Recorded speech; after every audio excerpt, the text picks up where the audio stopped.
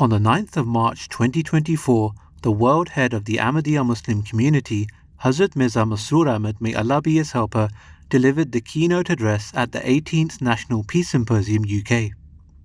The event was attended by over 1,000 people, including dignitaries and guests who had gathered from over 20 countries, comprising of ministers, ambassadors of state, and members of parliament. During the proceedings, His Holiness presented Adi Rosh, founder of the charity Chernobyl Children International, with the 2020 Ahmadiyya Muslim Prize for the Advancement of Peace. Similarly, His Holiness also presented David Spurdle, founder of the charity Stand By Me, with the 2023 Ahmadiyya Muslim Prize for the Advancement of Peace. In his address, His Holiness stated that for 2 decades he has urged governments, politicians, and all people to play their respective roles in de-escalating world conflicts and bringing about peace in the world. For over 2 decades, I have urged governments, politicians, and all people to play their roles in ensuring the social cohesion of our individual societies and the wider peace and harmony of the world. I have expressed my views on how we can bring an end to all forms of warfare, whether conflicts fought falsely in the name of religion or those which are overtly geopolitical. I have not only spoken of the pressing need to end wars between nations, but also to tackle the frustrations that exists locally within communities and to strive for peace in those nations where civil wars or internal disputes are rife. His Holiness went on to reflect on whether there was any point in this gathering. He questioned what benefit the symposium would bring if those who hold power are intent on ignoring calls for peace. As I thought about today's event, I wondered whether there was any point in us gathering here again. What benefit was there for us to speak about peace and justice if those with the power and ability to influence change were determined not to hear us? The stark reality is that even those institutions founded with the primary objective of maintaining the peace and security of the world are becoming increasingly irrelevant. For example, the United Nations has become a weak and almost powerless body, where a few dominant nations wield all the power and easily override the views of the majority. Instead of deciding each issue based on its facts and merits, nations have formed alliances and vote according to their self-interests.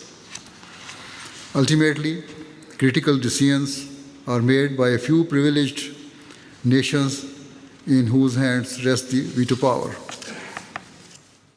Hazur, may Allah be his helper, then prayed for the world to come to its senses and urged urgent action from policymakers to establish peace before it is too late. With all my heart, I hope and pray that before it is too late, the world comes to its senses and brings an end to the brutalities and wars taking place in the world.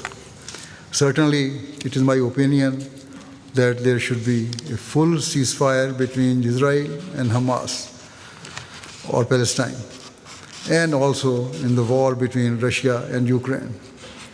Thereafter, instead of inciting their respective allies towards further warfare, all members of the international community should prioritize ensuring relief efforts or stepped up to help those in desperate need and focus on bringing about a lasting and peaceful settlement.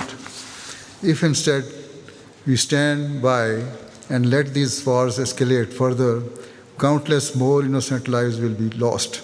And surely history will judge us with contempt as the author of our own destruction and misery. In conclusion, Hazur, may Allah be his helper, emphasized the need of the time and gave a call to all to focus their energies on working towards a world of hope and prosperity. Political leaders and those who have access to policymakers must take a long-term view of what is in the best interest of mankind, rather than being blinded by selfish desires to assert their superiority over others. We must all come together, setting aside national, political, and other vested interests for the greater good of humanity, and to ensure that we leave behind a prosperous world for our future generations. It is the need of the time that we must focus all our energies and efforts on establishing true peace so that we may live in a world of hope and prosperity.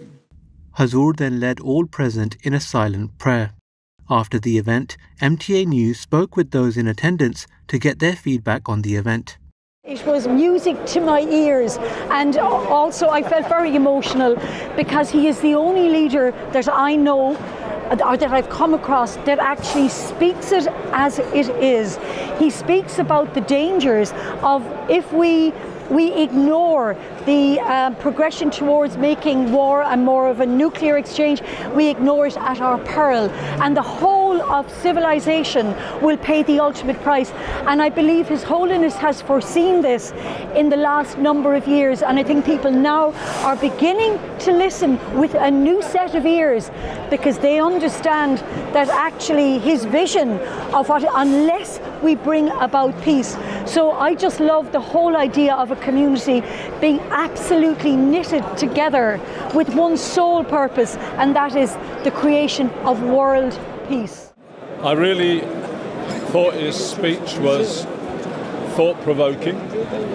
I think he's courageous to criticise Israel and to criticise America.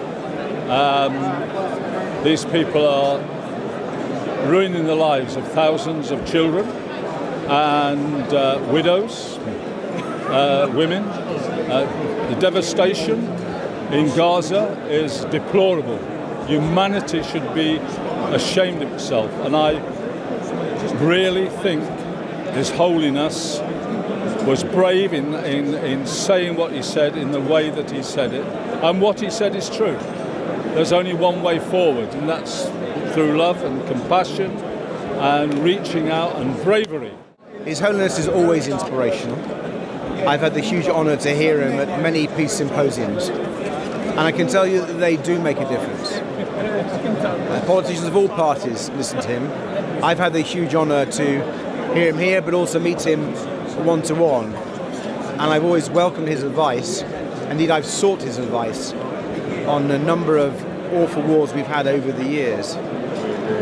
And with the horrific violence in Gaza, as well as the appalling war in Ukraine, we need world leaders like His Holiness to speak up. We need all politicians to listen hard and take action to get the peace we all want.